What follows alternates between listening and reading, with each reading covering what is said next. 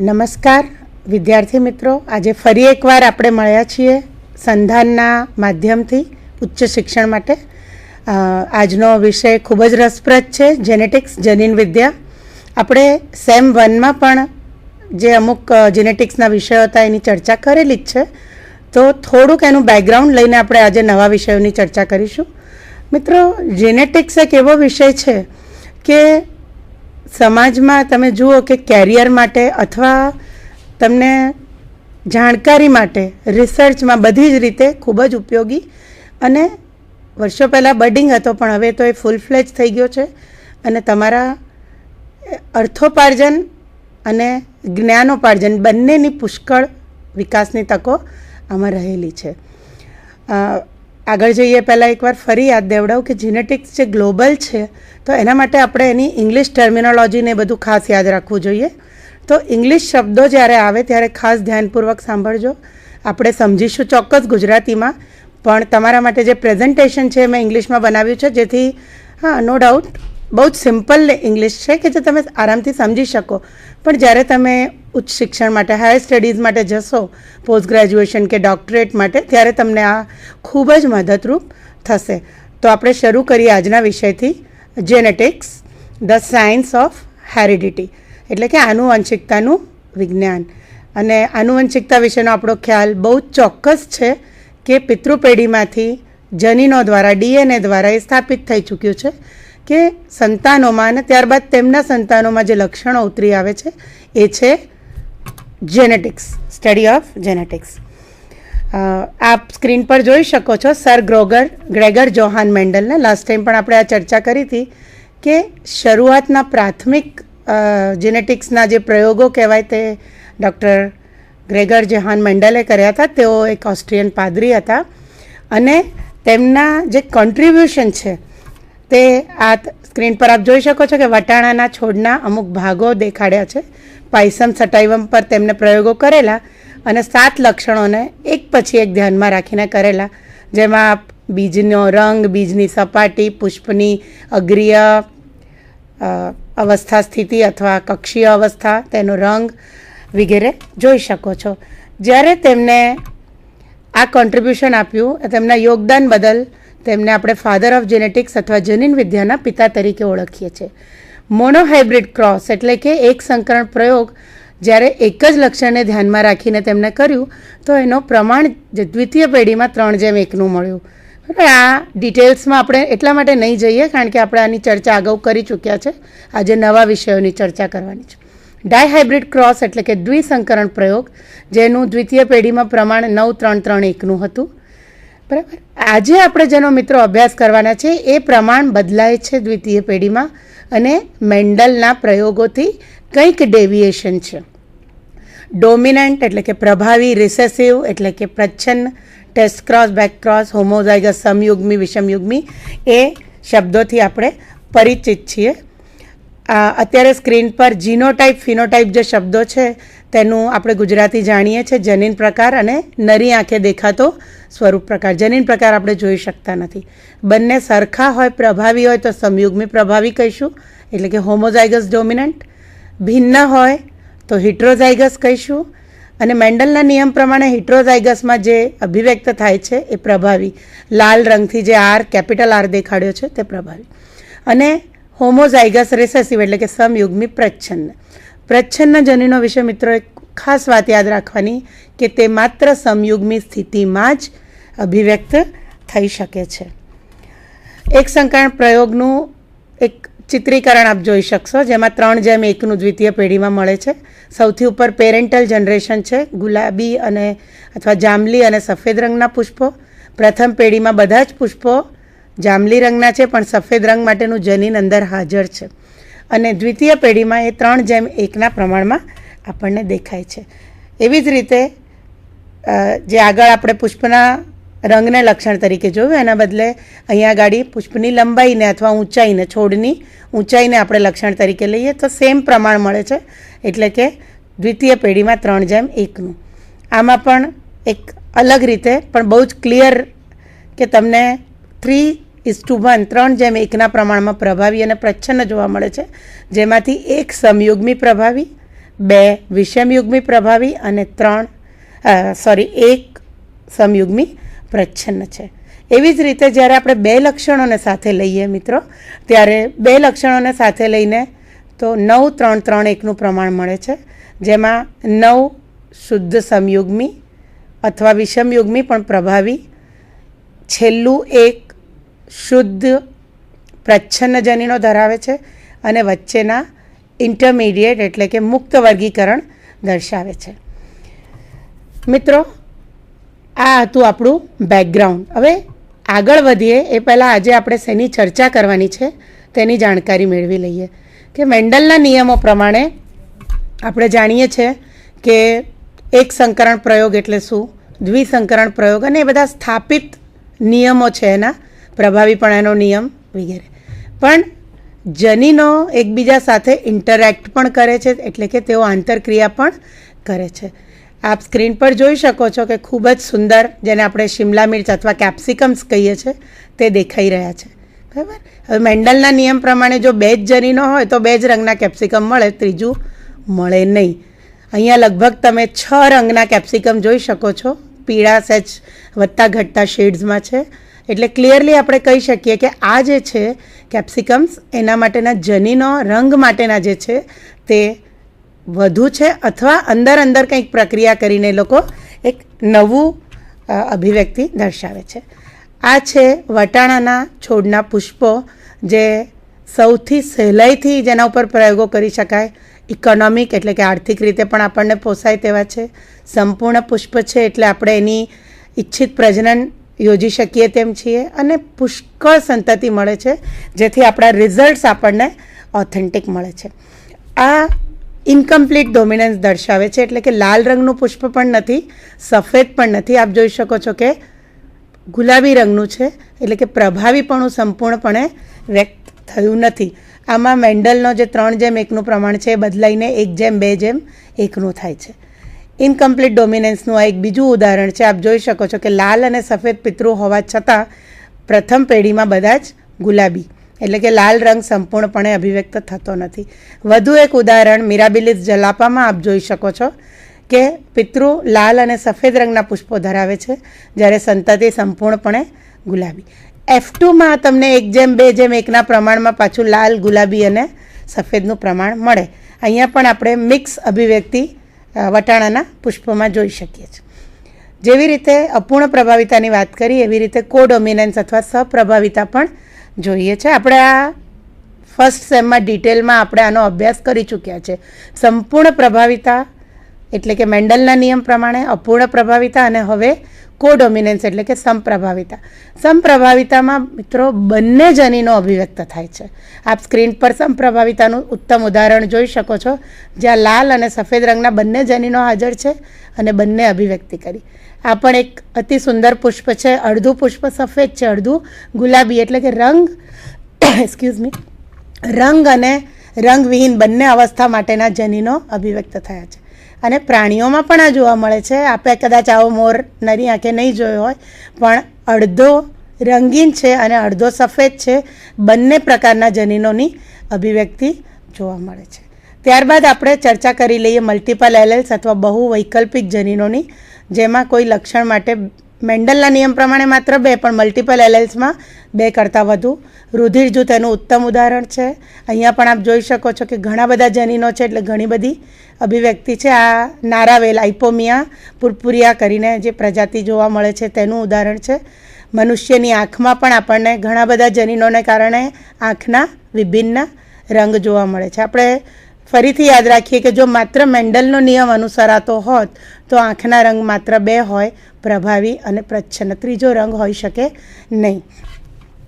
મિત્રો, આજે આપણે જે 3 ચર્ચાઓ કરવાની છે મેન્ડલના નિયમના ડેવિએશન્સ, એમાં 3 ટાઇટલ્સ લઈશું. મુખ્ય 2 ટાઇટલ્સ છે. એક છે કોમ્પ્લિમેન્ટરી ફેક્ટર્સ એટલે કે પૂર્ણક કારકો, અને બીજું છે એપિસ્ટેસિસ એટલે કે એનું આપણે ગુજરાતીકરણ નથી કરતા, પણ એપિસ્ટેસિસમાં આપણે 2 પેટા વિભાગ તરીકે અભ્યાસ કરવાનો છે, પ્રભાવી એપિસ્ટેસિસ અને પ્રચ્છન્ન એપિસ્ટેસિસ. તો પહેલાં વાત કરીએ કોમ્પ્લિમેન્ટરી ફેક્ટર્સ અથવા કોમ્પ્લિમેન્ટરી જીન્સની.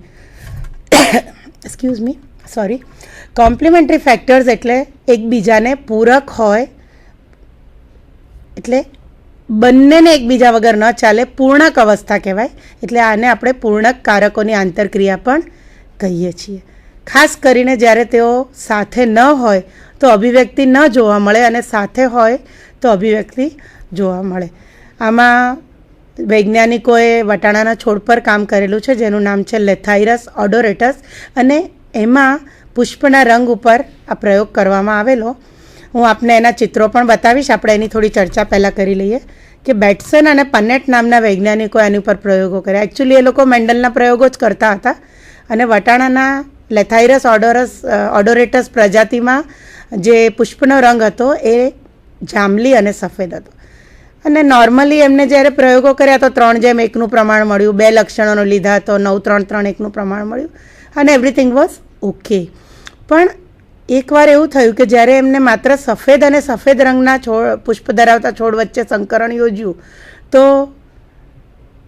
પ્રચ્છન્ન જનીનો હોવાને કારણે પ્રભાવીની ઉપસ્થિતિનો સવાલ જ નથી. આગળ પણ મેં તમને જણાવ્યું જ છે કે પ્રચ્છન્ન માત્ર સમયુગ્મિત સ્થિતિમાં જોવા મળે.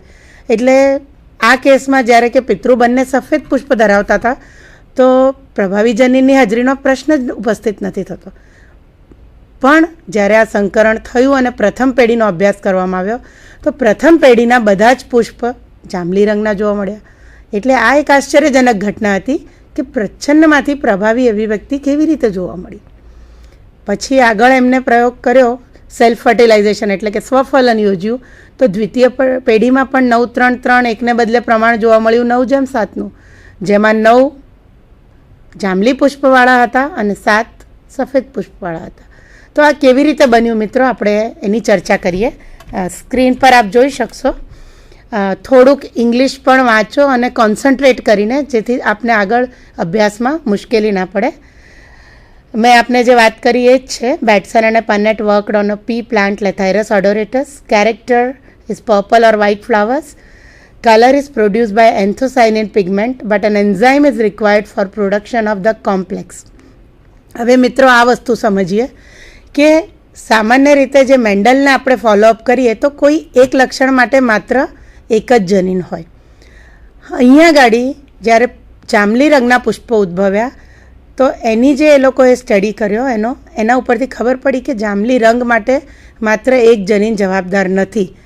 એન્થોસાયનિન નામનું એક પિગમેન્ટ અથવા રંજક દ્રવ્ય છે જે જાંબલી રંગની ઉત્પત્તિ કરે છે, પણ એને એક્ટિવેટ કરવા માટે એક અન્ય જનીન છે જે એક ઉત્સેચક ઉત્પન્ન કરે છે.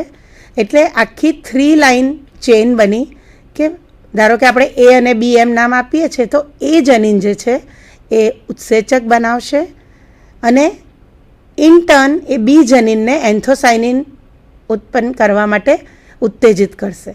એટલે મિત્રો બેમાંથી એક પણ ન હોય તો ચાલે નહીં. બરાબર છે.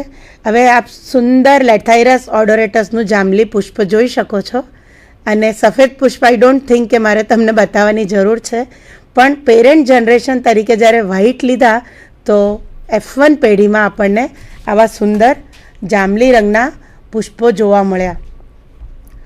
આ પણ એક અન્ય પ્રજાતિ છે વટાણાના છોડની, જેમાં આપણે 3 કલર જોઈ શકીએ છીએ, પિંક, પર્પલ અને વ્હાઇટ.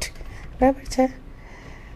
હવે જે પ્રયોગો કરવામાં આવ્યા હાઇબ્રિડાઇઝેશનમાં અને જે પ્રમાણ મળ્યું એને આપણે જરા યાદ રાખી લઈએ કે 9:3:3:1 પ્રમાણ એ બદલાઈને 9:7 જોવા મળે છે. હવે એક વિશેષ ઉલ્લેખ હું કરી લેવા માગું છું કે મેન્ડલના પ્રયોગોના જેટલા પણ ડેવિએશન્સ આપણે સ્ટડી કરીએ છીએ એ બધા જ ડેવિએશન્સમાં તેના જે પ્રમાણ છે આઈધર એ 3:1 હોય અથવા 9:3:3:1 હોય, એ પ્રમાણ તમને બદલાયેલા સ્વરૂપે જોવા મળે છે. બરાબર. આપણે નામકરણ કરીએ, જીન્સનું ડેઝિગ્નેશન આપીએ તો 2 જનીનો લઈશું. એક જીન સી, બરાબર છે, એક જીન પી. કેપિટલ હોય તો એ પ્રભાવી છે અને અભિવ્યક્તિ કરશે, સ્મોલ છે તો એ અભિવ્યક્તિ નહીં કરે, એ પ્રચ્છન્નતા દર્શાવે છે. એ આગળ આપણે એનો પ્યોર જેનેટિક્સમાં અભ્યાસ કરેલો જ છે. Gene C is required for production of enzyme. બરાબર છે. એટલે શરૂઆત જે પ્રક્રિયાની છે એ જનીન સીથી થાય છે. ત્યારબાદ જનીન સી સક્રિય હોય એટલે કે પ્રભાવી હોય તો એ જનીન પીને હેલ્પ કરે છે અને એન્થોસાયનિનની ઉત્પત્તિ થાય છે. એટલે એક વસ્તુ મિત્રો સ્પષ્ટ થઈ ગઈ કે જો સી અને પી બંને કેપિટલ પ્રભાવી હાજર હોય તો જ જાંબલી રંગ ઉત્પન્ન થઈ શકે. બેમાંથી કોઈ પણ એકની ગેરહાજરી હશે તો જાંબલી રંગની ઉત્પત્તિ જોવા નહીં મળે. અને એટલા માટે તેમને આપણે કોમ્પ્લિમેન્ટરી ફેક્ટર્સ અથવા પૂર્ણક કારકોની અભિવ્યક્તિ અથવા પૂર્ણક કારકોની આંતરક્રિયા તરીકે ઓળખીએ છીએ. મિત્રો આપ સ્ક્રીન પર એનો જે ચાર્ટ છે, બરાબર છે, જે F2 સુધી આપણે ડ્રો કરેલો છે. તો પેરેન્ટ્સ તરીકે આપ જોઈ શકો છો કે સફેદ પુષ્પો, વ્હાઇટ ફ્લાવર્સ, પણ એનું જનીન પ્રકાર આપ જુઓ તો સફેદ હતું. પહેલું તમે પેરેન્ટ જુઓ તો કેપિટલ સી જે છે, કેપિટલ સી એ પહેલાંમાં પ્રેઝન્ટ છે પણ ત્યાં કેપિટલ પીની ગેરહાજરી છે. ધ્યાનથી જનીન પ્રકાર જોજો મિત્રો. એવી જ રીતે બીજું પેરેન્ટ જે છે એની પાસે કેપિટલ પી છે પરંતુ એની પાસે કેપિટલ સી નથી. એટલે પૂર્ણક કારકોની આંતરક્રિયા અહીંયા થઈ શકતી નથી. એક પાસે કેપિટલ સી નથી તો બીજા પાસે કેપિટલ પી નથી. પરંતુ જ્યારે F1 આપ જુઓ તો એકમાંથી કેપિટલ સી મળ્યું સંતાનને અને એકમાંથી કેપિટલ પી મળ્યું. એટલે પૂર્ણક કારકોની જે પ્રક્રિયા પૂર્ણ થવા માટેની જે સ્થિતિ છે એ પૂર્ણ થાય છે અને એટલે સી અને પી બંને હાજર હોવાને કારણે આપણને બધા જ પુષ્પ જાંબલી રંગના જોવા મળે છે. ત્યારબાદ F2માં આપણે નોટ કરીએ તો જે પ્રમાણ છે 9:7નું, તો એ કોઠો આપણને બધાને ડાયહાઇબ્રિડ અથવા દ્વિસંકરણ પ્રયોગનો દોરતા આવડે જ છે. તો વેરી સિમ્પલ કે જનીન પ્રકારમાં જો કેપિટલ સી અને કેપિટલ પી સાથે હોય મિત્રો તો જાંબલી જ રંગ ઉદ્ભવવાનો છે. કારણ કે હવે આપણે જાણીએ છીએ કે પ્રક્રિયા પૂર્ણ થવા માટે એક નહીં પરંતુ 2 જનીનોની આવશ્યકતા છે. એવી જ રીતે જે 7 સફેદ હોય છે એમાં પણ આપણે ઓબ્ઝર્વ કરીશું તો એને 3-3-1ના ભાગમાં આપણે વહેંચી શકીએ છીએ. તો 3માં શું હશે કે કેપિટલ સી ગેરહાજર છે. આપ જોઈ શકશો 1, 2, 3 કરીને આપણે દર્શાવ્યું છે કે કેપિટલ સી ગેરહાજર છે 3માં, જ્યાં કેપિટલ પી પ્રેઝન્ટ છે. 3ર્ડમાં તમે જોશો જે કોઠાનું નોર્મલી છેલ્લું ખાનું હોય છે કે કેપિટલ સી અને કેપિટલ પી બંને એબસન્ટ છે, સ્મોલ CCPP હોય, બરાબર છે. એટલે હવે એક વસ્તુ બહુ જ ક્લિયર થઈ ગઈ મિત્રો કે જ્યારે પણ સી અને પી સાથે હોય એટલે કે સહ અસ્તિત્વમાં હોય તો આ પ્રક્રિયા જે છે એ પૂર્ણ થશે અને એ સ્થિતિમાં પેરેન્ટ ગમે તે કલરનું હોય પરંતુ સંતતિમાં હંમેશા સફેદ રંગ જાંબલી રંગ જ જોવા મળશે, બરાબર છે. એટલે આ જ્યારે આપણે સમજ્યા ત્યારે સ્પષ્ટ ખ્યાલ આવે છે કે સફેદ પુષ્પમાંથી જાંબલી રંગના પુષ્પોની અભિવ્યક્તિ કેવી રીતે થઈ. મિત્રો એક બીજા 2 શબ્દો આપણે જરા ધ્યાનમાં રાખીશું. અટાવિઝમ, જેને આપણે કહીએ છીએ પૂર્વજોદ્ભવ. આપ પ્લીઝ નોટ કરી લેજો. અટાવિઝમ જેને આપણે કહીએ છીએ પૂર્વજોદ્ભવ. બીજું જે છે એ રિવર્ઝન, જેને આપણે કહીએ છીએ પુનરાગમન. હવે જે અટાવિઝમ છે પૂર્વજોદ્ભવ એ કેવી રીતે આપણે સમજીશું. 2 થિયરીઓ પ્રપોઝ કરી હતી કે આ જે પ્રક્રિયા થાય છે એ આ બેમાંથી કોઈ હોઈ શકે. અટાવિઝમ પૂર્વજોદ્ભવમાં એમ કહેવામાં આવે છે કે પેરેન્ટ્સમાં કોઈ પણ જનીન પ્રકાર હોય પરંતુ સંતતિમાં ગમે ત્યારે આ અભિવ્યક્તિ ઉદ્ભવી શકે છે. પૂર્વજોમાં હોય કે ના હોય, એની આગળના પૂર્વજોમાં હોઈ શકે છે, ત્યારબાદ તે લુપ્ત થાય છે અને કોઈ પણ કારણ વગર તે અચાનક પાછી ઉદ્ભવે છે. સ્પોન્ટેનિયસ જેને કહેવાય કે spontaneous expression in any generation, બરાબર છે. રિવર્ઝન શું કહે છે? પુનરાગમન. એ કહે છે કે પૂર્વજોમાં ક્યારેક હતું પણ એનું ચોક્કસ કારણ છે કે બંને જનીનો એટલે કે સી અને પી આપણા ઉદાહરણમાં સાથે છે. એવી જ રીતે લુપ્ત થાય છે એટલે કે સફેદ રંગ જોવા મળે છે ત્યારે પણ ચોક્કસ કારણ છે કે સી અને પી સાથે નથી. અહીંયા પ્રભાવી જનીનો સમજવાનું છે આપણે.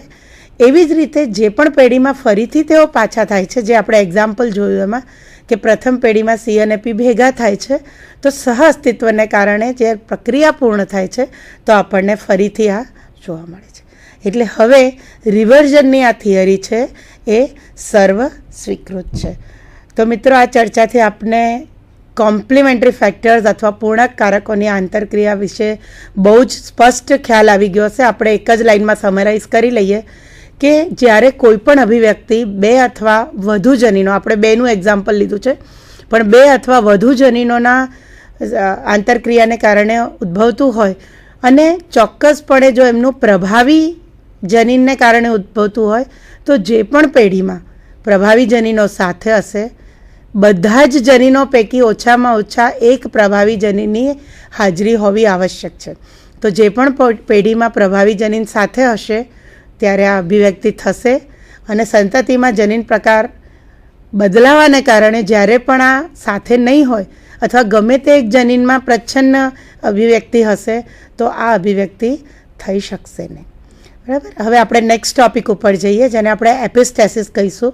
એનું આપણે ગુજરાતી ટ્રાન્સલેશન નથી કરતા, પણ પહેલાં એના ટર્મની સમજૂતી લઈને આપણે આગળ વધીશું. આપ સ્ક્રીન પર જોઈ શકશો કે એક આ વટાણાનું બીજું એક સુંદર પુષ્પ હતું. મેં માત્ર તમને બતાવવા માટે લીધું છે, પણ રિઝલ્ટ્સ આર ધ સેમ, કે વ્હાઇટમાંથી પર્પલ માત્ર પૂર્ણક કારકોની આંતરક્રિયાને લીધે. આ પણ વટાણાનો છોડ છે. હા, એપિસ્ટેસિસ શરૂ કરીએ પહેલાં એક બીજી વાત કહી દઉં કે વટાણામાં આપણે એક્ઝામ્પલ જોયું, પણ એક બીજું એક્ઝામ્પલ તમને મકાઈમાં પણ જોવા મળે છે, જે આપણે ડિટેલમાં નહીં લઈએ પણ સમજૂતી પ્રમાણે ત્યાં પણ પ્રમાણ આપણને 9:7 જ મળે છે. અને ચેકરબોર્ડ જોઈએ તો પેરેન્ટ્સ બંને સફેદ ડૂડા દેખાડે છે, પણ એમાંથી જાંબલી રંગના દાણા ધરાવતા ડૂડા પ્રથમ પેઢીમાં જોવા મળે છે. એવી જ રીતે પછી જ્યારે દ્વિતીય પેઢીમાં જઈએ તો 9:7ના પ્રમાણમાં, એટલે કે 9 જાંબલી દાણા ધરાવતા અને 7 સફેદ દાણા ધરાવતા ડૂડા જોવા મળે છે. પ્રક્રિયા અને પ્રમાણ પેલાની જેમ જ છે, એટલે કે લેથાઇરસ ઓડોરેટસની જેમ જ છે. Okay, now let's go to epistasis. મિત્રો, એપિસ્ટેસિસ એટલે શું? તો એપીનો અર્થ થાય છે ઉપર, સ્ટેસિસનો અર્થ થાય છે સ્થાન. એક બહુ જ નાના એક્ઝામ્પલ દ્વારા આપણે સમજી લઈએ અને પછી આગળ જઈએ કે ધારો કે કોઈ ક્લાસમાં, અત્યારે તમે વર્ગમાં બેઠા કદાચ જોતા હશો અથવા ગમે ત્યારે તમે જુઓ, તો એક બહુ જ સ્થૂળકાય વિદ્યાર્થી હોય, બરાબર, એકદમ ગોળ મટ્ટોળ હાથી જેવો, તારક મહેતાના હાથી જેવો પણ આપ સમજી શકો છો, અને એની સામે એક એકદમ શુક્લકડી વિદ્યાર્થી હોય, બરાબર છે. તો આપણે બેને જનીનિક રીતે સમજીએ કે એક વિદ્યાર્થી એક જનીન ને બીજો વિદ્યાર્થી બીજું જનીન. હવે આ બે જ્યારે છૂટા હોય, એટલે કે બાજુમાં ઊભા હોય, તો આપણે બંનેને અભિવ્યક્ત થતા જોઈ શકીશું, એટલે કે નરી આંખે જોઈ શકીશું. પણ ધારો કે એ પાતળા વિદ્યાર્થીની આગળ આ જાડો વિદ્યાર્થી આવીને ઊભો રહી જાય, સ્થૂળકાય વિદ્યાર્થી, તો સ્વાભાવિક છે કે આપણને પાછળ ઊભેલો વિદ્યાર્થી દેખાશે નહીં. કંઈક આવું જ એપિસ્ટેટિક ઇન્ટરેક્શન્સમાં થાય છે કે બે જનીનો ઓછામાં ઓછા તો હોય છે, વધુ પણ હોઈ શકે. આપણે બે જનીનોનું જ ઉદાહરણ લઈશું. તો બે જનીનો જ્યારે હોય સાથે અને એક જનીનની હાજરી, બરાબર, મેં તમને જે જાડા વિદ્યાર્થીની સ્થૂળકાય વિદ્યાર્થીની વાત કરી, તો એક જનીનની હાજરી જ્યારે બીજા જનીનને અભિવ્યક્ત ન થવા દે, એને જોવા ન દે, તો એ સ્થિતિને આપણે એપિસ્ટેસિસ કહીએ છીએ. અને એપિસ્ટેસિસમાં જે બે જનીનો ભાગ લે છે એને આપણે નામ આપીશું, જે અસર કરે છે, એટલે કે અભિવ્યક્ત થવા દેતું નથી બીજાને, તેને આપણે કહીશું એપિસ્ટેટિક જનીન. મિત્રો, ધ્યાન રાખજો આ ટર્મનું, એપિસ્ટેટિક જનીન. અને બીજું જે અસર પામે છે, જે અભિવ્યક્ત નથી થઈ શકતું, તો તેને આપણે કહીએ છીએ હાઇપોસ્ટેટિક જનીન. આપ સ્ક્રીન પર જોઈ શકશો કે એપિસ્ટેસિસની મેં જે વ્યાખ્યા આપને કીધી, the genetic interaction between 2 or more genes in which a gene masks or covers the expressions of other genes, not allowing them to express, is termed as epistasis. Due to epistasis, alterations in Mendelian dihybrid ratio is observed in F2. The gene that masks the expression is termed as epistatic gene, and the one that is masked is termed as hypostatic gene. હવે મિત્રો, આપણે આગળ જઈએ પહેલાં હું તમને એક બીજી વાત કહું કે એપિસ્ટેસિસ જેવી રીતે આપણે પૂર્ણક કારકોમાં જોયું કે મેન્ડલનું પ્રમાણ બદલાય છે, એવી રીતે એપિસ્ટેસિસમાં પણ બદલાય છે. પણ આ બદલાવ જે છે એ આપણને F2 પેઢીમાં જોવા મળે છે. અને એપિસ્ટેટિક જનીન પ્રભાવી છે કે પ્રચ્છન્ન, એના આધારે એના 4 પ્રકાર પડે છે. બે જનીનની જોડ છે, જે પૈકી માત્ર એકનું પ્રભાવી જનીન જો અભિવ્યક્તિને રોકતું હોય, જે પ્રથમ અહીંયા દર્શાવેલું છે સ્ક્રીન પર, ડોમિનન્ટ એપિસ્ટેસિસ, તો એમાં જે પ્રમાણ બદલાયેલું જોવા મળે છે એ છે 15:1નું. ધારો કે બંને જોડના જે બંને જનીનોની જોડ છે એના બંને પ્રભાવી જનીનો એપિસ્ટેસિસ માટે જવાબદાર હોય તો આપણે એને કહીશું ડબલ ડોમિનન્ટ એપિસ્ટેસિસ, અને તે 12:3:1ના પ્રમાણે જોવા મળે છે. એકચ્યુઅલી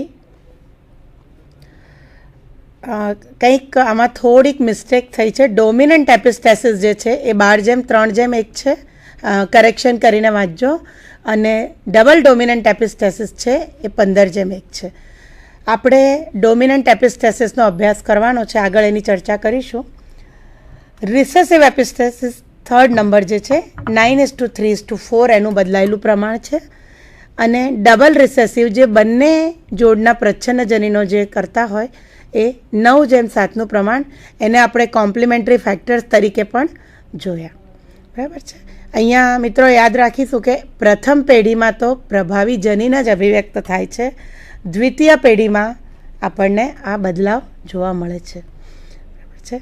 ડોમિનન્ટ એપિસ્ટેસિસની પહેલાં વાત કરીએ તો ડોમિનન્ટ એપિસ્ટેસિસ એટલે શું? તો એક પ્રભાવી જનીન, આપણે જનીનોને જોઈ શકતા નથી એટલે આપણે એને નામ આપીએ છીએ કેપિટલ A, B એ રીતે. તો ધારો કે બે જનીનો છે, suppose there are 2 jeans, capital A and capital B. તો કેપિટલ એની જ્યારે પણ હાજરી હોય, બરાબર, પ્રભાવી છે એટલે કેપિટલ A તરીકે અથવા કેપિટલ A સ્મોલ a તરીકે, પણ એ સ્થિતિમાં બીને તે અભિવ્યક્ત થવા દેશે નહીં. આનો અર્થ શું થયો કે કેપિટલ બી માત્ર ત્યારે જ અભિવ્યક્તિ કરી શકે કે જ્યારે કેપિટલ A જનીન ગેરહાજર હોય. That is when the genotype is small a, સમયુગ્મી પ્રચ્છન્ન. કૂતરામાં આ ડોમિનન્ટ એટલે કે પ્રભાવી એપિસ્ટેસિસની ઘટનાનું ઉત્તમ ઉદાહરણ જોવા મળે છે. તો આવો આપણે એનો અભ્યાસ કરીએ. Dominant epistasis in dogs. એમાં જે જનીનો છે એને આપણે નામ આપીશું I અને B. કેપિટલ I એ ઇનિબિટર અથવા અવરોધક જનીન છે. નામ પ્રમાણે જ ખબર પડે છે કે જ્યારે એની હાજરી હોય તો એ અભિવ્યક્તિ રોકશે, થવા નહીં દે. કેપિટલ B જ્યારે હાજર હોય તો એ કાળા રંગની અભિવ્યક્તિ કરે છે. કોટ કલરનો અર્થ થાય છે તેના ચામડી પરની ત્વચાનો રંગ. સ્મોલ b જનીન છે એ બ્રાઉન કોટ કલર માટે છે, એટલે કથ્થઈ રંગની અભિવ્યક્તિ કરે છે. અને સ્મોલ આઈનો અર્થ સ્વાભાવિક છે કે અવરોધ કરતું નથી, એટલે જ્યારે સ્મોલ આઈ હોય તો જ આપણને કાળા અથવા બ્રાઉન કલરના ડોગ્સ જોવા મળશે. બરાબર છે.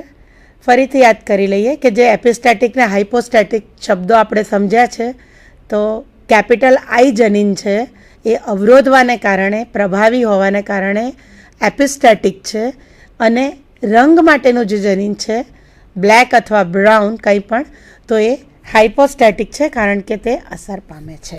અહીંયા ગાડી આપણે 3 સરસ મજાના ગલુડિયા જોઈએ છે અને ત્રણેયનો કલર પણ જોઈએ છે. પહેલો જે છે તે બ્લેક છે, બીજો જે છે તે વ્હાઇટ છે. વ્હાઇટ છે એટલે કે અવરોધક જનીન છે, કોઈ પણ પ્રકારના રંગની અભિવ્યક્તિ જોવા મળતી નથી. અને ત્રીજો જે કથ્થઈ અથવા ડાર્ક બ્રાઉન જેવો છે તેમાં સ્મોલ b જનીન હોવો જોઈએ.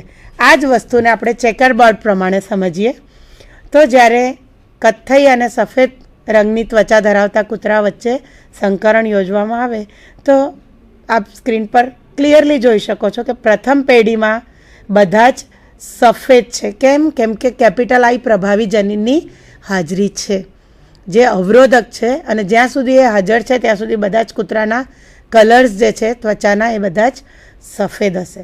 પછી આપણે એને F2માં જોઈએ છે તો ધ્યાનથી આપ જનીન પ્રકારનો અભ્યાસ કરી શકો છો. જાતે પણ આપ આ રીતનો ચેકરબોર્ડ બનાવી શકો છો. તો જ્યાં પણ કેપિટલ B છે પણ કેપિટલ Bની સાથે અવરોધક જનીન હોય તો એ બધા વ્હાઇટ થશે. તો આપ ગણી શકશો કે આવા લગભગ 12 છે, તો 12 વ્હાઇટનું પ્રમાણ મળે છે, સફેદ રંગની ત્વચા ધરાવતા ડોગ્સનું પ્રમાણ મળે છે.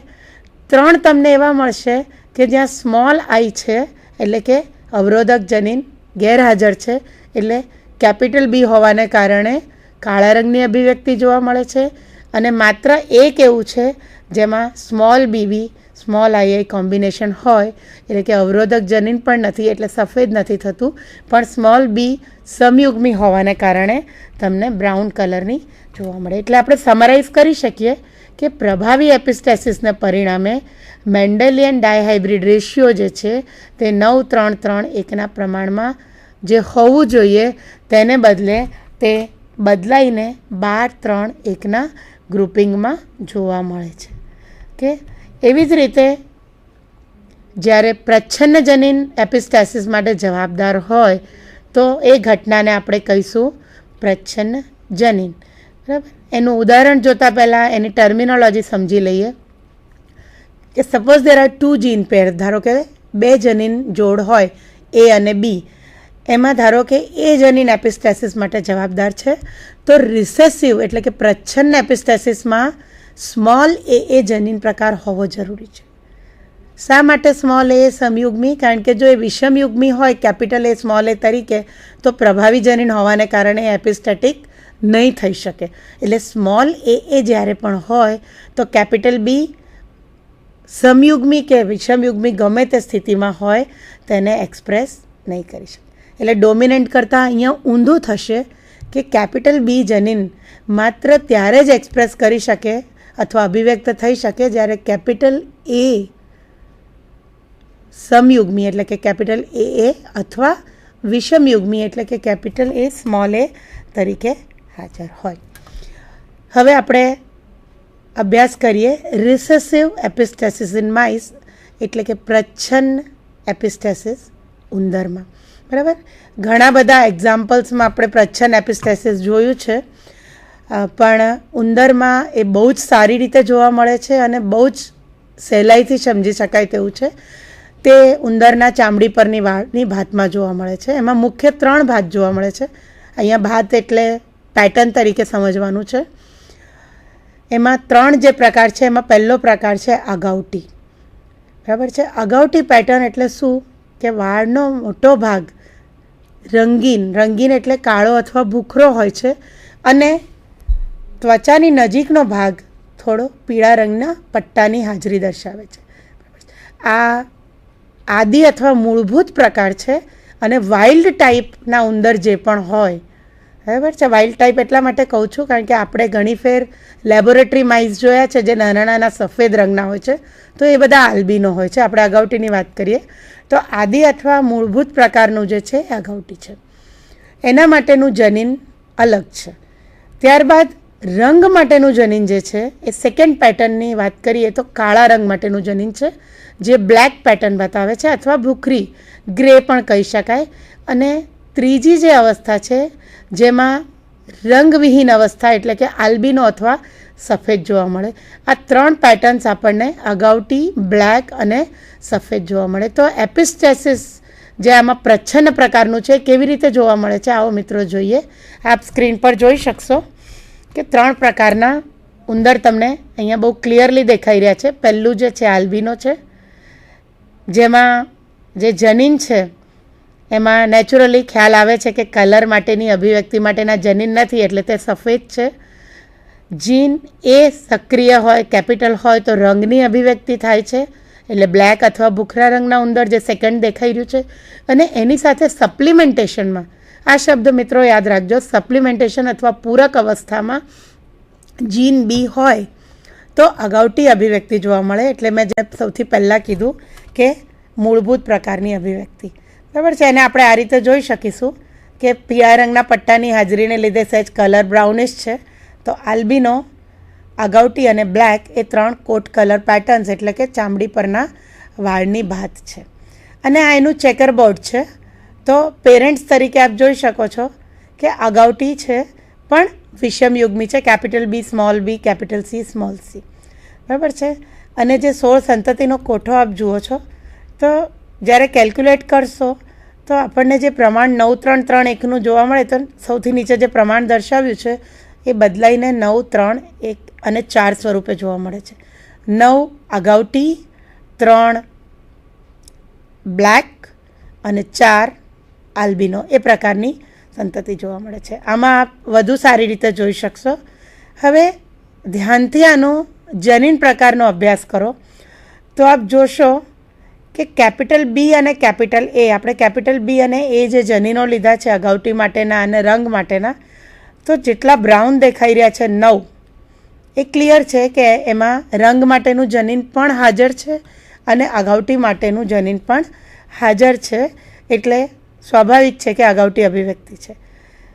નીચેથી એક ખાનું છોડીને જે કાટખૂણે 3 છે જેમાં કાળા રંગના ઉંદર દર્શાવ્યા છે, તો જનીન પ્રકારનો અભ્યાસ કરતાં આપ સ્પષ્ટ જોઈ શકશો કે અગાઉટી માટેનું જનીન તો હાજર છે, capital A capital A small A રીતનો જનીન પ્રકાર છે, પણ એની સાથે કેપિટલ બી ગેરહાજર છે. મિત્રો, આ નોટ કરવાની બાબત છે. કેપિટલ બી ગેરહાજર છે એટલે રંગ માટેનું જનીન જે છે એ ગેરહાજર છે. બરાબર. હવે જ્યારે રંગ માટેનું જનીન હાજર હોય તો જ સપ્લિમેન્ટેશન થાય અને તમને એ રંગની અભિવ્યક્તિ જોવા મળી છે. અને જ્યારે જે 4 સફેદ કલરલેસ દર્શાવ્યા છે એમાં બધામાં જનીન પ્રકાર તમે જુઓ સ્મોલ એ છે. બરાબર. આપણે આગળ વાત કરી એમ સ્મોલ એ રિસેસિવ હોમોઝાઇગસ સ્થિતિ છે, પણ જ્યારે પણ એ હાજર છે તો કેપિટલ બી હોવા છતાં અભિવ્યક્ત થઈ શકતું નથી. બરાબર. છેલ્લા ખાનાની વાત નથી, કારણ કે ત્યાં તો બધું જ સમયુગ્મી પ્રચ્છન્ન છે એટલે રંગ પણ અભિવ્યક્ત નહીં થાય, અગાઉટી પેટર્ન પણ અભિવ્યક્ત નહીં થાય. પણ બાકીના જે 3 છે ત્યાં આપ નોટ કરો કે કેપિટલ બી છે, બરાબર છે, એટલે અગાઉટી અભિવ્યક્ત થવું જોઈતું હતું, પણ સ્મોલ એ છે જે રિસેસિવ પ્રચ્છન્ન જનીન છે તેની હાજરી અગાઉટીને અભિવ્યક્ત થવા દેતી નથી. એટલા માટે આને આપણે એક પ્રચ્છન્ન એપિસ્ટેસિસનું ઉદાહરણ સમજી શકીએ. બરાબર છે. અગાઉટી પેટર્ન માટે હવે આપણે જે મુદ્દા સમજીએ તો અગાઉટી પેટર્ન માટે કેપિટલ બી જનીન છે, રંગ માટેનું જનીન જે છે એ અથવા સી તરીકે આપણે લઈ શકીએ. બરાબર. જેના પ્રચ્છન્ન જનીનો સ્મોલ બી અને સ્મોલ સી હોઈ શકે.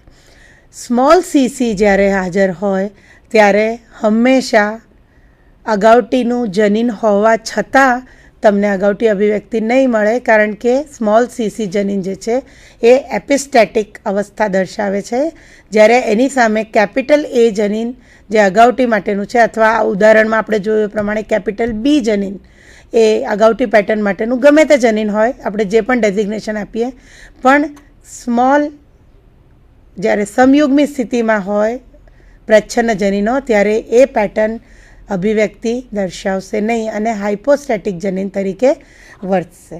બરાબર. એટલે એક સ્પષ્ટ વસ્તુ ક્લિયર થઈ ગઈ કે કેપિટલ કલર માટેનો જે જનીન છે જ્યારે પ્રભાવી અવસ્થામાં હાજર હોય તો જ અગાઉટી અભિવ્યક્ત થઈ શકે, અને કેપિટલ સી એ અગાઉટીના સપ્લિમેન્ટેશન તરીકે પૂરક તરીકે કાર્ય કરે છે. પણ એટ ધ સેમ ટાઈમ તમે બીજી વસ્તુ નોટ કરો કે પેલું આગળ જે ઉદાહરણ આપણે જોઈ ગયા કે સી અને પી બંને સાથે હોવા જોઈએ કોમ્પ્લિમેન્ટરી ફેક્ટર્સમાં, એવું અહીંયા નથી.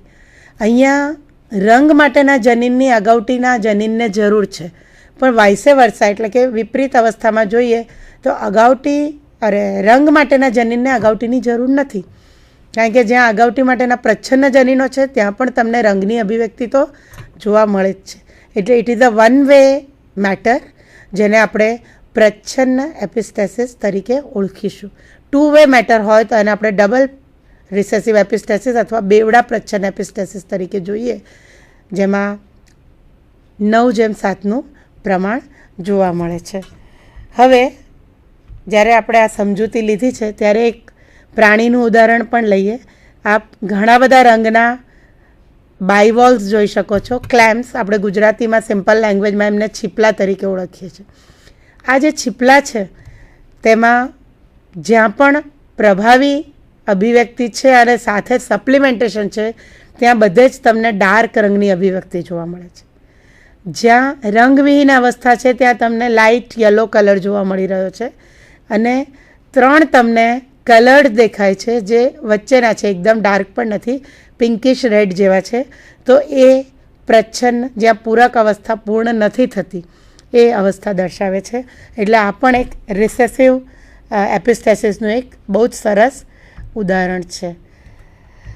મિત્રો, આપણે વાઇન્ડ અપ કરીએ પહેલાં હું તમને થોડીક અન્ય વાતો કરવા માગું છું કે એપિસ્ટેસિસની જે આપણે ચર્ચા કરીએ તો એપિસ્ટેસિસ જ્યારે મેન્ડેલિયન ડેવિએશન તરીકે અભ્યાસ કરીએ છીએ તો જ્યારે આપણે સાયન્ટિફિક પ્રયોગો કરતા હોઈએ અથવા રિસર્ચની વાત કરતા હોઈએ તો આ બધા જનીનો ખૂબ જ મહત્ત્વ દર્શાવે છે, કારણ કે જ્યારે પિતૃપેઢીના લક્ષણો આપણે જોઈએ તો કંઈક ભિન્ન હોય, એ લક્ષણ જોવા જ ના મળતું હોય. જેવી રીતે આપણે કોમ્પ્લિમેન્ટરી ફેક્ટર્સમાં જોયું કે પેરેન્ટ્સ તો વ્હાઇટ હતા, બરાબર છે, પણ જ્યારે એમની સંતતિ જોઈ તો એ પર્પલ થઈ.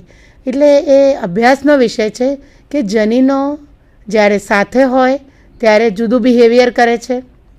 ઓફકોર્સ માણસનું પણ કંઈક એવું જ છે, કોઈકની સાથે હોય ત્યારે કંઈક બિહેવિયર કરે, બીજા કોઈની સાથે હોય ત્યારે જનીનોનું પણ કંઈક એવું છે. જ્યારે મેન્ડલે પોતાના નિયમો સ્થાપિત કર્યા હતા, ખાસ કરીને આપણે જ્યારે ત્રીજો નિયમ યાદ કરીએ, બરાબર, પહેલો નિયમ હતો પ્રભાવીપણાનો નિયમ એટલે કે લો ઓફ ડોમિનન્સ, બીજો હતો લો ઓફ સેગ્રેગેશન અથવા પ્યોરિટી ઓફ ગેમેટ્સનો એટલે કે કારકોના વિશ્લેષણનો અથવા જનનકોષોની શુદ્ધતાનો નિયમ, અને ત્રીજો જે હતો એના ઉપર આપણે કોન્સન્ટ્રેટ કરીએ કે કારકોની મુક્ત વહેંચણીનો, જેમાં હું તમને થોડુંક યાદ કરાવી દઉં કે યલો અને ગ્રીન કલરના જે સીડ્સ હતા તેને ખરબચડી સપાટી અને લીસી સપાટી એના જનીનો સાથે આમ જોવા જઈએ તો કંઈ લેવા દેવા નહોતી. ભલે તે કોઈ એક પેઢીમાં સાથે હતા, પરંતુ જે પણ પેઢીમાં એ છૂટા હોય તો એ પોતાની સ્વતંત્ર અભિવ્યક્તિ દર્શાવતા હતા. આ ખાસ યાદ રાખવા જેવું છે, કારણ કે જ્યારે આપણે કમ્પેર કરવાનું હોય તો ડેવિએશન શું છે એ સમજવા માટે ઓરિજિનલ શું હતું કમ્પેરિઝનની સાથે કરો તમે, બરાબર છે. એટલે તમે પેલું એકદમ ક્લિયરલી સેટ કરી લો કે મેન્ડલના નિયમ પ્રમાણે જ્યારે જનીનો એકબીજાથી સ્વતંત્ર રીતે અભિવ્યક્ત થાય, કોઈ પણ પેઢીમાં સાથે હોય, ત્યારબાદની પેઢીમાં તે છૂટા પણ હોય, પછી ફરી સાથે થાય, પણ તેઓ એકબીજાને અસર કરતા નથી તેવું મેન્ડલ કહે છે, અને એના પ્રયોગોની સાબિતી પણ તેમણે આપેલી છે. અને ત્યારબાદ ઘણા બધા વૈજ્ઞાનિકોએ આ પ્રયોગો કર્યા છે અને સાબિત પણ કર્યું છે. પણ સાથે સાથે પેરેલલી જ્યારે વૈજ્ઞાનિકોએ આવા પ્રયોગો કર્યા જેમાં આપણે પૂર્ણક કારકો, ખાસ કરીને લેથાઇરસ ઓડોરેટસમાં મકાઈનું પણ એક્ઝામ્પલ આપણે જોયું, તો એની જ્યારે અભિવ્યક્તિનો આપણે અભ્યાસ કર્યો તો ખ્યાલ આવ્યો કે જનીનો ભલે મેન્ડલના નિયમ પ્રમાણે એકબીજાને કોઈપણ રીતે એક્ટ ન કરતા હોય અથવા રિએક્ટ ન કરતા હોય, પણ એક આખી અભ્યાસની નવી શાખા જ્યાં જીનેટિક ઇન્ટરેક્શન્સ એટલે કે જનીનિક આંતરક્રિયાઓની વાત થાય છે, તો જીનેટિક ઇન્ટરેક્શન્સ જે છે એ થાય છે. અને બે મુખ્ય પ્રકારના હોય છે જેને આપણે નોન એપિસ્ટેટિક અને એપિસ્ટેટિકમાં કહીએ છીએ. આજે આપણે જે અભ્યાસ કર્યો છે એપિસ્ટેટિકનો છે. નોન એપિસ્ટેટિકમાં બીજો ઇન્ટરેસ્ટિંગ ફેરફાર થાય છે. અહીંયા આપણે જોયું કમ્પેરેટિવલી વાત કરીએ તો નોન એપિસ્ટેટિકમાં શું થાય છે કે પ્રમાણ બદલાતું નથી. પ્રમાણ તો 9, 3, 3, 1નું જ જોવા મળે છે F2 પેઢીમાં, બરાબર. આપણે ફરીથી એકવાર યાદ કરી લઈએ કે F1 પેઢીમાં પ્રભાવી અભિવ્યક્તિ હોય અને F2 પેઢીમાં જે કંઈ પ્રમાણ બદલાયેલું હોય એપિસ્ટેસિસના કેસમાં એ જોવા મળે, અથવા કોમ્પ્લિમેન્ટરી ફેક્ટર્સના કેસમાં. નોન એપિસ્ટેટિકમાં ઊંધું થાય, અભિવ્યક્તિ બદલાઈ જાય, તમને કંઈક નવી જ અભિવ્યક્તિ જોવા મળે અને પ્રમાણ એનું એ રહે. આનું એક બહુ જ સરસ ઉદાહરણ ક્યાંક તમારે વાંચવામાં આવે તો પ્લીઝ ગો થ્રુ. મરઘામાં જોવા મળે છે કે મરઘાના માથા ઉપર જે કલગી હોય તેના અલગ અલગ પ્રકાર હોય છે, અને જ્યારે બે ભિન્ન પ્રકારની કલગીઓ ધરાવતા મરઘા વચ્ચે સંકરણ યોજે, એઝ અ ઝુઓલોજિસ્ટ વી શુડ નો, તો જે પ્રમાણ તમને 9, 3, 3, 1નું મળે એ પ્રમાણ તો મળે છે મિત્રો, પણ એ પ્રમાણમાં એક નવી અભિવ્યક્તિ જોવા મળે છે, બરાબર. એટલે સાયન્સ ઓફ જીનેટિક્સ જે છે ખરેખર ઇન્ટરેસ્ટિંગ છે, ખૂબ જ રસપ્રદ છે. અને હું પર્સનલી એવું માનું છું કે being a human being, not only genetics પણ એની સાથે related biology, may it be plant biology કે જેને આપણે બોટની તરીકે ઓળખીએ છીએ, મે ઇટ બી ઝુઓલોજી, કંઈ પણ હોય, પણ દરેક વ્યક્તિને એન્જિનિયરિંગ હોય, મેડિકલ હોય, સાયન્સ હોય, આ તે કોઈ પણ ફિલ્ડનો હોય, પણ પોતાના વિશે, પોતાની આસપાસના વાતાવરણ વિશે. અને આઈ એમ હેપી ટુ સે કે આપણો જે સેમેસ્ટરનો નવો સિલેબસ ફોર્મેટ થયો છે એમાં બધા જ વિદ્યાર્થીઓ માટે એન્વાયરમેન્ટ સ્ટડીઝ કમ્પલસરી કરી છે. એન્વાયરમેન્ટની અહીંયા ચર્ચા કરવી, it will be a deviation of a subject, પણ મારાથી કયા વગર નથી રહેવાતું કે it is our moral responsibility, આપણી એ નૈતિક ફરજ છે કે આપણા એન્વાયરમેન્ટને સંજાવીએ, સજાવીએ અને એનું સંરક્ષણ કરીએ. Okay, before the time ends, because I think કે આપણે આગળનું ઇઝીલી કવરઅપ કર્યું છે, તો we will just brush up કે આજે આપણે શેની ચર્ચા કરી. એન્ડ પ્લીઝ કોન્સન્ટ્રેટ, તમે એકદમ ધ્યાનથી સાંભળજો. વી will just revise the hall thing. આપણે શરૂઆત કરી હતી કે ગ્રેગર મેન્ડલથી, જે જનીન વિદ્યાના પિતા તરીકે ઓળખાય છે, બરાબર. અને તેમના પ્રયોગો વેલ નોન છે. એક દુઃખદ બાબત એ હતી કે જ્યારે એમણે કર્યા ત્યારે એમને સ્વીકૃતિ નહોતી મળી, પણ લેટર ઓન જ્યારે આપણે હ્યુગો દવરેસ ને સેમાર્ક ને એ બધા વૈજ્ઞાનિકોએ જ્યારે આ બધી સાબિતીઓ આપી, સેમ પ્રયોગો કર્યા, સેમ રિઝલ્ટ્સ મળ્યા અને સ્થાપિત થયું, ત્યારે એમને એ માન સન્માન મળ્યું. એક સંકરણ, દ્વિસંકરણ, ત્રિસંકરણ, જેટલા કેરેક્ટર્સ તમે લો એટલા સંકરણના પ્રયોગો કરાય. અને હંમેશા મિત્રો એક ધ્યાન રાખવાનું કે જ્યારે કદાચ ભવિષ્યમાં પણ તમે કોઈ એક્સપેરિમેન્ટલ પર કામ કરો તો એ તમે ઇઝીલી હેન્ડલ કરી શકો તેવું હોવું જોઈએ, બરાબર. મેન્ડલના જે પ્રયોગો હતા વટાણાના છોડ પર, પાયસન સટાઇવમ પર, એ બહુ જ ઇઝીલી હેન્ડલ કરી શકતા હતા. Basically he was not biologist, એ તો ફિઝિસિસ્ટ હતા, છતાં પણ તેઓ આટલું સુંદર કામ કરી શક્યા. તો we all have the capacity, બરાબર છે. અને એક ઉલ્લેખ બીજો કરી લઉં કે જ્યારે સ્વામીજીની 150મી જયંતિ ઉજવાતી હોય તો we all must learn most, કારણ કે દરેકમાં સુષુપ્ત અવસ્થામાં એનર્જી પડેલી હોય છે. અને જ્યારે તમે ખરેખર વાંચવા માંગો છો, જ્ઞાન મેળવવા માંગો છો, તો સ્કાય ઇઝ ધ લિમિટ. કે મોનોહાઇબ્રિડનું પ્રમાણ જે હતું તેની આપણે ચર્ચા કરીએ તો 3:1, જેના આધારે પ્રભાવીપણાનો એટલે કે ડોમિનન્સનો લો ઓફ ડોમિનન્સ એ સ્થાપિત થયો હતો. આના જ આધારે કારકોના વિશ્લેષણનો નિયમ પણ સ્થાપિત થયો હતો. દ્વિસંકર પ્રયોગના આધારે જે નિયમ બન્યો હતો એ કારકોના મુક્ત વર્ગીકરણનો અથવા કારકોની મુક્ત વહેંચણીનો. અને ત્યારબાદ આપણે ડેવિએશન્સ પણ જોયા. સેમ 1માં આપણે અભ્યાસ કરેલો કે ઇનકમ્પ્લીટ ડોમિનન્સનો. એ ડેવિએશન છે એટલે એની સમજૂતી હોવી આપણને ખૂબ જરૂરી છે કે સમયુગ્મી સ્થિતિમાં કોઈ પ્રોબ્લેમ ઉત્પન્ન નથી થતો. આ બહુ ક્લિયર છે કે જ્યારે સમયુગ્મી પ્રભાવી હોય તો બંને જનીનો સરખા જ છે, એટલે એમની વચ્ચે કોઈ પ્રોબ્લેમ ઊભો થતો નથી, બંને અભિવ્યક્ત થાય છે. અને પ્રભાવી હોય તો પ્રભાવી અભિવ્યક્તિ દર્શાવે છે. એવી જ રીતે મિત્રો જો એ પ્રચ્છન્ન હોય તો એ પ્રચ્છન્ન અભિવ્યક્તિ દર્શાવશે, બરાબર છે. પણ જે આ આંતરક્રિયાઓ છે, જે આપણો આજનો ટોપિક છે જનીનિક આંતરક્રિયાઓનો, એક્સક્યુઝ મી, તો એ ટાઇટલ જે છે એ વિષમયુગ્મી સ્થિતિમાં આ પ્રક્રિયાઓ જોવા મળે છે. તો અપૂર્ણ પ્રભાવિતામાં જે પ્રભાવી જનીન છે તે અપૂર્ણ રીતે અભિવ્યક્ત થાય છે. એવી જ રીતે સમપ્રભાવિતામાં પ્રમાણ તમને સરખું જ મળે છે, 1:2:1 દ્વિતીય પેઢીમાં, પણ પ્રક્રિયા ભિન્ન થાય છે. પ્રક્રિયા અપૂર્ણ પ્રભાવિતામાં શું થાય છે કે એક જનીન અડધું પડધું અથવા અપૂર્ણ ઇનકમ્પ્લીટલી એક્સપ્રેસ થાય છે.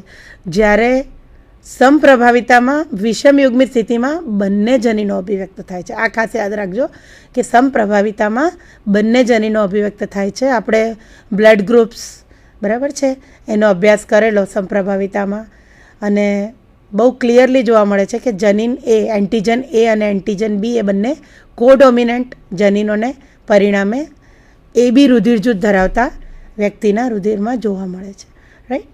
પછી પોલિજેનિક ઇન્ટરેક્શન પણ એક ડેવિએશન છે, જેમાં આખું પ્રમાણ આપણને બદલાયેલું જોવા મળે છે 9:3:1.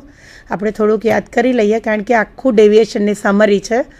1:4:6:4:1, જેમાં આપણે મનુષ્યના ત્વચાના રંગોનો અભ્યાસ કર્યો હતો. કાળી બ્લેક નિગ્રોઇડ ત્વચાથી માંડીને ઘેરો ઘઉંવણ, આછો ઘઉંવણ અને સફેદ રંગની ત્વચાનો અભ્યાસ કર્યો હતો, બરાબર છે. અને આજના વિષયથી કન્ક્લુડ કરીએ કે એપિસ્ટેસિસની જ્યારે વાત કરીએ તો 2 પ્રકારના એપિસ્ટેસિસ. જો પ્રભાવી જનીન હોય તો પ્રભાવી એપિસ્ટેસિસ, પ્રચ્છન્ન હોય તો પ્રચ્છન્ન, એક જોડનું હોય તો ડોમિનન્ટ, 2 જોડનું હોય તો ડબલ ડોમિનન્ટ, એક જોડમાં પ્રચ્છન્ન હોય તો રિસેસિવ, અને એક જોડમાં બંને જોડના પ્રચ્છન્ન હોય તો ડબલ રિસેસિવ, બરાબર છે. અને પ્રમાણ પણ યાદ રાખી રહીશું. ડોમિનન્ટનું 9:12:3:1 છે. આપણે કૂતરામાં આજે અભ્યાસ કર્યો ચામડી પરના વાળની વાતમાં, 15:1 જે ડબલ ડોમિનન્ટમાં જોવા મળે છે, 9:3:4 જે આપણને પ્રચ્છન્ન એપિસ્ટેસિસમાં જોવા મળે છે, અને 9:7 જેને આપણે કોમ્પ્લિમેન્ટરી ફેક્ટર્સ તરીકે અભ્યાસ કર્યો એ બેવડા પ્રચ્છન્ન એપિસ્ટેસિસમાં જોવા મળે છે. With this I think we should conclude. આગળના વિષયોની ચર્ચા આપણે નેક્સ્ટ ટાઈમ કરીશું. And thank you very much friends for the cooperation, four listening. બરાબર છે, ધ્યાનથી આપણે સાંભળીશું. અને I will just conclude with the last sentence કે ઇંગ્લિશ ટર્મિનોલોજી આપ ધ્યાનમાં પણ રાખશો, અને ગુજરાતી આપણે ચોક્કસપણે સરળ ભાષામાં જ સમજીશું, but it is definitely going to help you in your further studies. So thank you so much, and ફરી મળીશું સંધાન નિમિત્તે જ. Okay, by.